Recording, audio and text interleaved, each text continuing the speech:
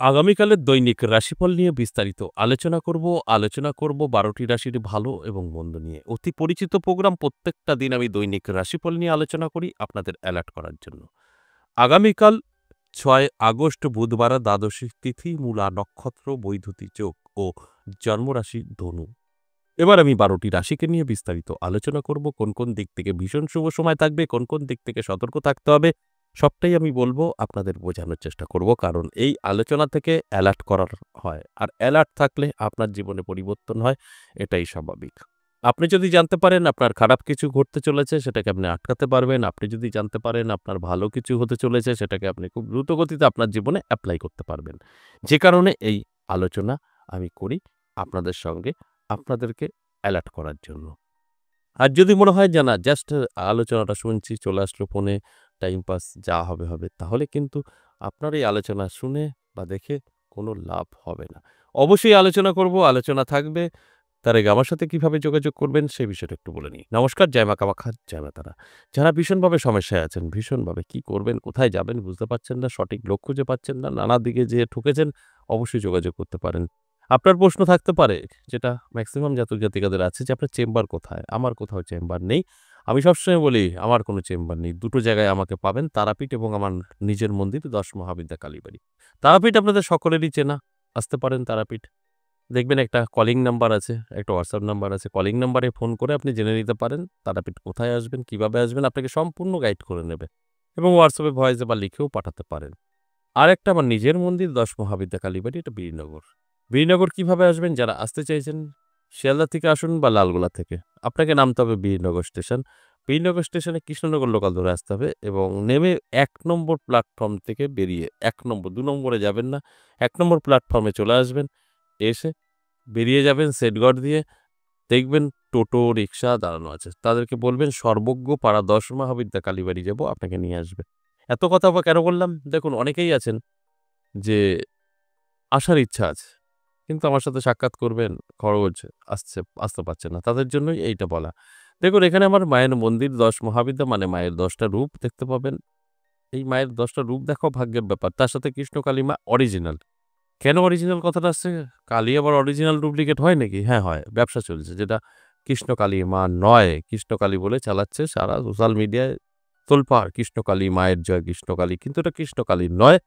ওটা কিন্তু শ্যামা, যেটা দুর্গাপুজোর পরে হয় শ্যামা পুজো। কৃষ্ণকালী দেখতে হলে আসতে হবে আমার মন্দিরে। আর ১০ মহাবিদ্যা, ১০ মায়ের রূপ দেখলেও কিন্তু ভাগ্যের পরিবর্তন ঘটে। তার সাথে আমার যাওয়া মা। এই মন্দির দর্শনে আসলে কোনো খরচ নেই এবং যেকোনো দিনই আসতে পারেন। আর আমার সাথে সাক্ষাৎ করতে হলে আসতে হবে সোমবার, মঙ্গলবার, বুধবার। আমার নিজের মন্দির ১০ মহাবিদ্যা কালীবাড়ি। এই ৩ দিনের যেকোনো একদিন আসতে পারেন বেলা ১১টা থেকে সন্ধ্যে ৬টা। আর যদি মনে হয় আমি এই তারাপীঠ বা বীরনগর কোথাও যেতে পারবো না, অনেকটা দূর, তাদের ক্ষেত্রে বলব যে দেখুন দূর অবশ্যই হবে বা হতে পারে। সবসময় যে আপনি কাছে থাকবেন সেটা নয়।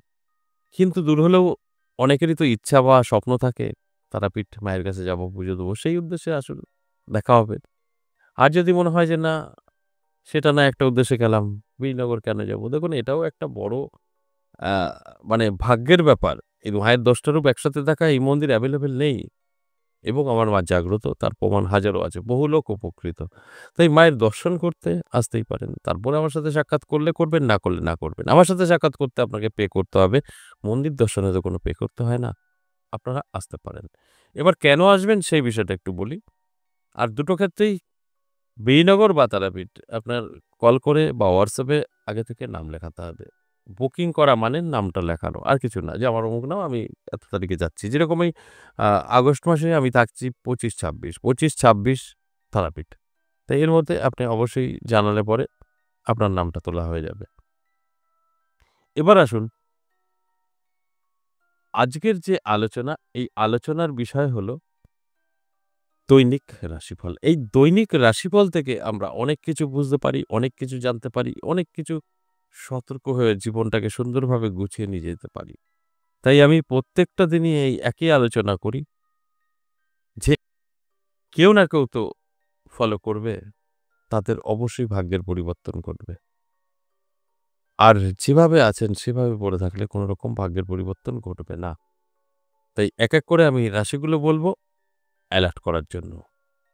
আমি ১ম এই মেষ রাশির কথা বলব। মেষ রাশির দারুণ সময় থাকছে। যেকোনো কাজে সাকসেস, আটকে যাওয়া কাজ ক্লিয়ার হয়ে যাবে এবং সর্বকাজে সফলতা আপনি কিন্তু পাবেন। আপনার সময় আগামীকাল ভীষণ শুভ। প্রাপ্তিযোগও কিন্তু তৈরি হয়েছে। কোথাও না কোথাও থেকে কিন্তু প্রাপ্তি ঘটবেই। বৃষরাশির জাতক-জাতিকাদের ভীষণভাবে সাবধানে থাকতে হবে। বৃষরাশির জাতক-জাতিকারা যারা আছেন, আমি বলব চোখ কান খোলা রাখুন, সাবধানে থাকুন। আপনার জন্য কিন্তু দিনটি ভালো নয়।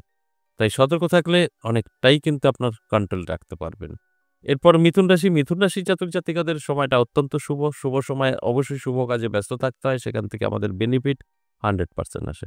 আর এই শুভ সময়টা যদি নষ্ট করে ফেলেন তাহলে কিন্তু অনেক কিছু থেকে বঞ্চিত হতে হবে। তাই আমি প্রত্যেকটা দিন উম আলোচনা করার সময় এই একটা কথাই বলি যে, আগে ভালো করে বুঝে শুনে তারপর যেকোনো সিদ্ধান্ত বা যেকোনো স্টেপ আপনি নিতে পারেন। তাই অ্যালার্ট থাকুন, চোখ কান খোলা রাখুন। এরপর কর্কট রাশি। কর্কট রাশির জাতক-জাতিকাদেরও কিন্তু দারুণ সময় থাকবে। কর্কট রাশির জাতক-জাতিকাদের প্রাপ্তিযোগ তৈরি হয়েছে।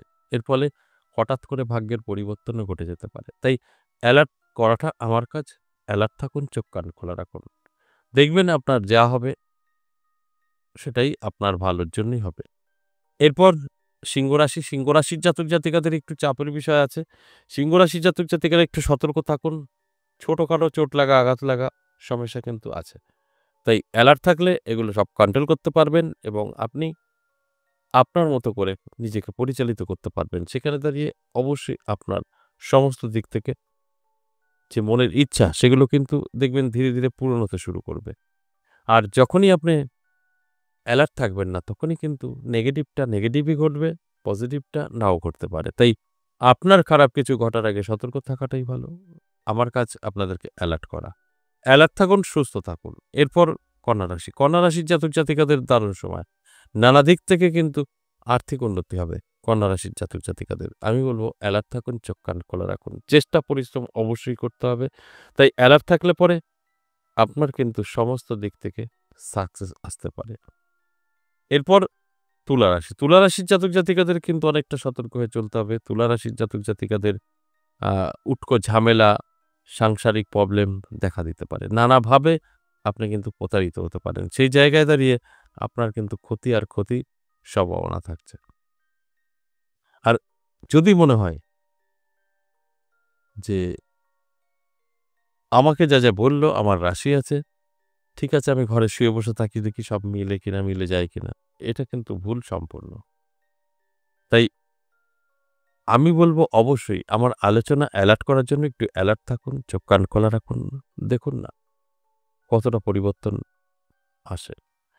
এরপর অবশ্যই বলব বৃশ্চিক রাশির কথা। বৃশ্চিক রাশির জাতক-জাতিকাদেরও কিন্তু অনেকটাই সতর্ক থাকতে হবে। নানাভাবে কিন্তু প্রতারিত হতে পারেন।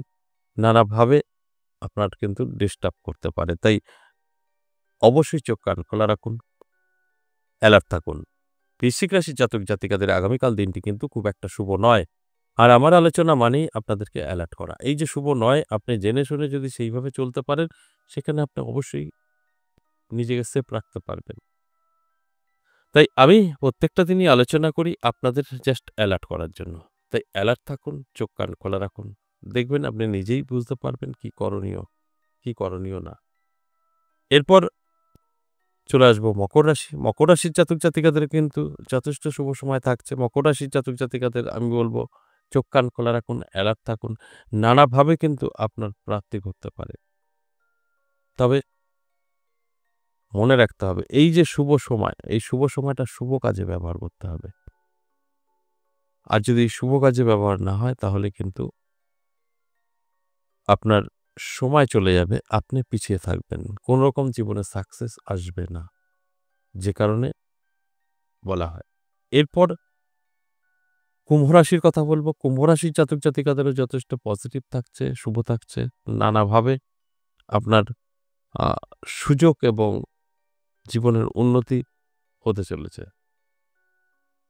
আর যদি মনে হয় যে কুম্ভ রাশির জাতক-জাতিকাদের যে ভালো সময় বলল, আমি ঘরে শুয়ে বসে থাকি, আমি সবকিছু পেয়ে যাব।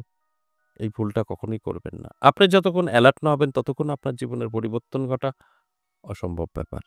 তাই অ্যালার্ট করার জন্য আমার এই আলোচনা। অ্যালার্ট থাকুন, অবশ্যই আপনার যে জীবনের পরিবর্তন সেগুলো উপলব্ধি করতে পারবেন। এরপর সর্বশেষ মীন রাশি। মীন রাশির জাতক-জাতিকাদের খুব একটা ভালো যাবে না। নানাভাবে কিন্তু সমস্যা তৈরি হবে এবং শরীরের যত্ন নিতে হবে। রিচ খাবার থেকে দূরে থাকতে হবে। তবে দেখবেন আমি যে কথাগুলো বলছি সবকিছু মিলিয়ে নিতে পারবেন। আশা করি বুঝতে পেরেছেন। এই যে দৈনিক রাশিফল নিয়ে আলোচনা করলাম এগুলো সম্পূর্ণ এভারেজ এবং সর্বজনীন। এক্ষেত্রে দাঁড়িয়ে কোনো ব্যক্তিগত জন্মছক বা হস্তরেখা বিচার বিশ্লেষণ করে আলোচনা করা হয়নি। তাই আমি বলব অবশ্যই এই আলোচনা শুনে বুঝে আপনার জীবনে এপ্লাই করুন। আর সঠিকভাবে চলার চেষ্টা করুন। ভাগ্যের পরিবর্তন 100% ঘটবে। আজ এ পর্যন্তই। আবারও আসবো নেক্সট ভিডিও নিয়ে। ততক্ষণ ভালো থাকুন। নমস্কার।